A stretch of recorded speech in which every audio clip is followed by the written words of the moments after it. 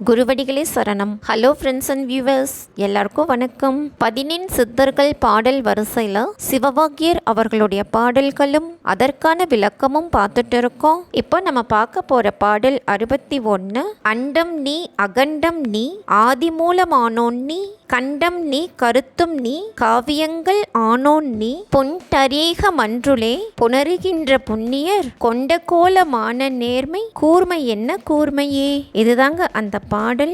அண்டம் அப்படின்னா உலகம், அகண்டம் அப்படின்னா ஆகாயம், ஆதி மூலம் அப்படின்னா அனைத்திற்கும் முதலான இறைவன் அப்படின்னு அர்த்தம். சோ இந்த பாட்டுக்கு என்ன பொருள் அப்படின்னா, நாராயண இவ்வுலகம் அகண்டங்கள் யாவும் நீயே, முதலையின் பிடியில் சிக்கிய கஜேந்திரன் என்ற யானை ஆதி மூலமே என்று அபய குரலிட்டு அலற அதனை காத்து ரட்சித்த ஆதி மூலமானவன் நீ, ஆபத்து காலத்தில் காப்பவன் நீ, என் எண்ணம் நீ, இதிகாச காவியங்களான ராமாயண மகாபாரதத்தின் தலைவன் நீ, 1000 இதழ் தாமரையான சகஸ்ர தலத்தில் நின்று யோகம் செய்யும் புண்ணியோர்கள் மெய்ப்பொருளில் சேர்ந்து அதிலேயே தவம் செய்திருப்பார்கள், அத்தகையவர்களுக்கு அருள்பவன் நீ அப்படின்னு சொல்லியிருக்காரு. இதுதாங்க இந்த பாட்டோட பொருள்.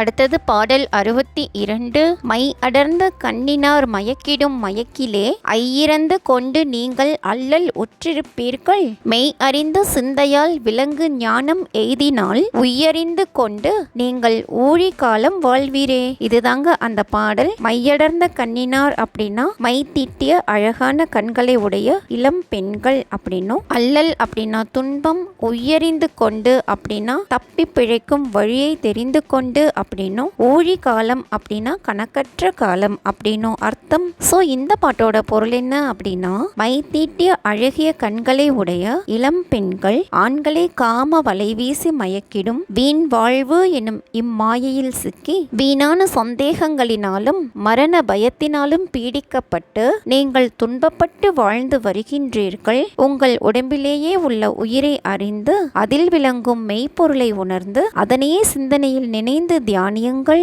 இதுவே இப்பிறவியிலிருந்து தப்பும் வழி என்பதை அறிந்து ஞானத்தினால் நீங்கள் தவம் செய்து வந்தால் மரணமிலா பெருவாழ்வு பெற்று இறைவனோடு எக்காலமும் நிலையாக வாழ்வீர்கள் அப்படின்னு சொல்லியிருக்காரு. இதுதாங்க இந்த பாட்டோட பொருள்.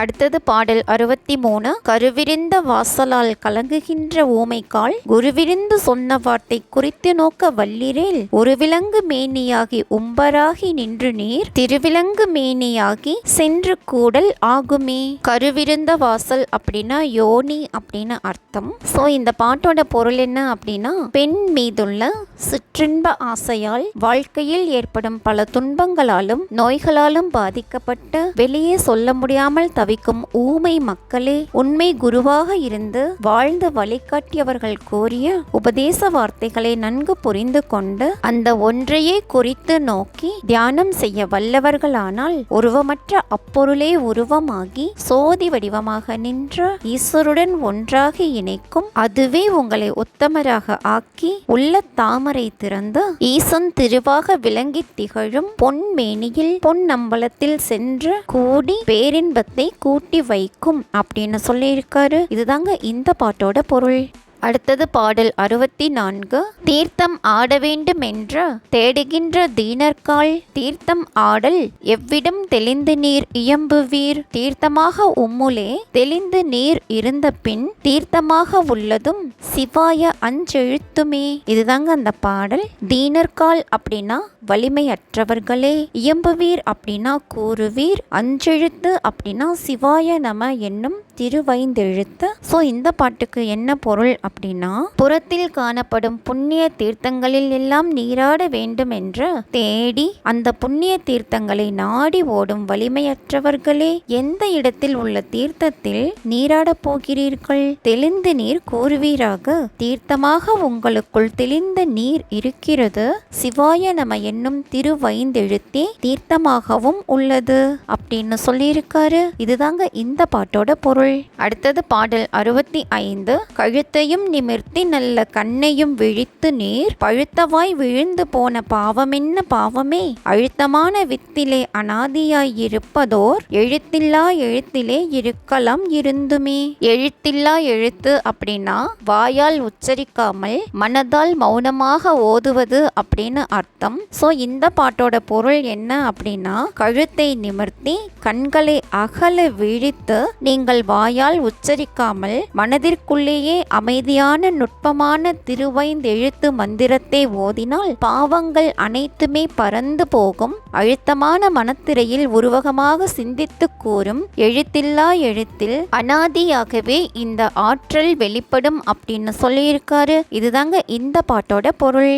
அடுத்தது பாடல் 66. கண்டு நின்ற மாயையும் கலந்து நின்ற பூதமும் உண்டு உறங்குமாறு நீர் உணர்ந்திருக்க வல்லிரேல் பண்டை ஆறும் ஒன்றுமாய் பயந்த வேத சுத்தராய் அண்டமுத்தி ஆகி நின்ற ஆதி மூலம் ஆவிரே. இதுதாங்க அந்த பாடல். 6 அப்படின்னா நம் உடம்பில் உள்ள 6 யோக ஆதாரங்களான மூலாதாரம், சுவாதிட்டானம், மணிப்பூரகம், அநாகதம், விசுத்தி, ஆக்ஞை அப்படிங்கிற 6ம், அண்டமுத்தி அப்படின்னா ஜீவன் முத்தி, ஆதி மூலம் அப்படின்னா கடவுள். சோ இந்த பாட்டுக்கு என்ன பொருள் அப்படின்னா, ஆராய்ந்து உணர வேண்டிய மாயையும் நம் உடம்பில் கலந்துள்ள நிலம், நீர், காற்று, நெருப்பு, ஆகாயம் என்னும் 5 பூதங்களும் இயங்குவதால் 5 உணர்வுகளையும் பெறுகிறோம். இதை தெளிவாக அறியும் உணர்வு முற்றினால் உடம்பில் பிறக்கும் போதே வந்த 6 ஆதாரங்களும் மனத்தால் உச்சந்தலைக்கு மேலாக கருதப்படும் 7வது ஆதாரமும் ரசவாத மாற்றத்தால் இரும்பு பொன்னாவது போல் நமக்கு உதவும் கருவிகளாக மாறி அண்டத்திலேயே வீடு பேற்றை தந்து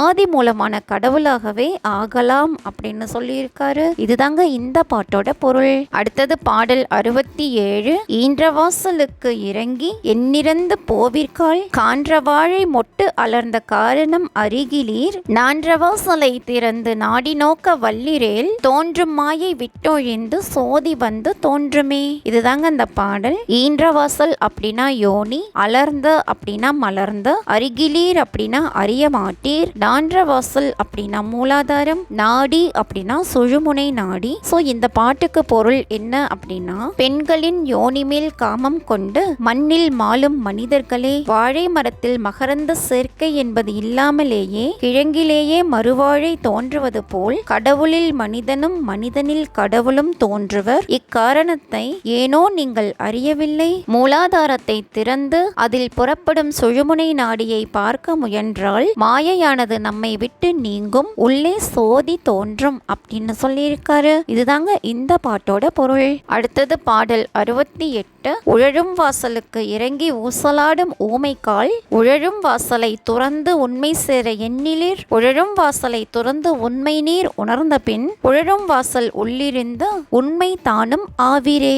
இதுதாங்க அந்த பாடல். உழழும் வாசல் அப்படின்னா யோனி. மனிதர்கள் யோனியின் மீது ஆசைப்பட்டு அதனால் துன்பத்தில் வாடுவதால் அதனை உழழும் வாசல் அப்படின்னு சொல்லியிருக்காரு. சோ இந்த பாட்டோட பொருள் என்ன அப்படின்னா, யோனியின் மீது ஆசைப்பட்டு அதனால் துன்பப்படும் ஊமைகளே, நீங்கள் அந்த சிற்றின்ப ஆசையை விட்டு நீங்கி உண்மையை காண உங்களால் முடியவில்லை. அவ்வாறு உணர தொடங்கினால் அந்த வாசலில் உள்ள இறை சக்தியே நீங்களாகி உண்மையை சேர்வீர்கள் அப்படின்னு சொல்லியிருக்காரு. இதுதாங்க இந்த பாட்டோட பொருள்.